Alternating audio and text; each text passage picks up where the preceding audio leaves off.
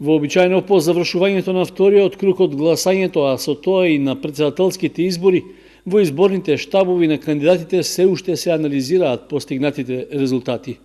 Податоците од пребројувањето на гласовите што ги објави Државната изборна комисија покажуваат дека во општините Кочани, Виница, Чешиново, Облешево и Зрновци кандидатот Гордана Силјановска-Давкова оствари предност од над 3900 гласови пред Стево Пендаровски, односно ја зголеми разликата за нешто повеќе од 400 гласа во споредба со првиот круг. Во однос на гласањето по општини, во Кочани за Силјановска-Давкова гласале 8981, а за Пендаровски 7931 гласач. Тоа значи дека разликата меѓу двајцата кандидати останала на претходните над 1000 гласа.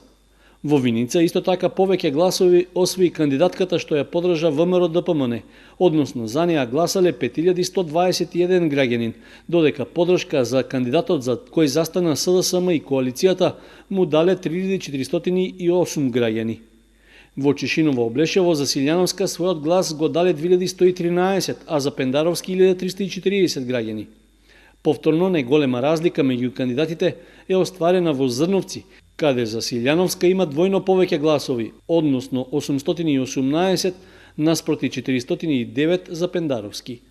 И во вториот круг од овие избори се регистрирани околу 1200 неважички ливчиња, односно само 200 помалку во однос на првиот круг, што сепак е голема бројка на изгубени гласови за некои од кандидатите. Во текот на изборниот ден гласањето течеше мирно, а дел од граѓаните ги пренесоа своите очекувања од новиот претседател. Редовно си гласаме, очекуваме за кој народ се одреди, тај да победи, па натаму со Господ направи што вика старите. Да, татко на нацијата да представува и ќе представува.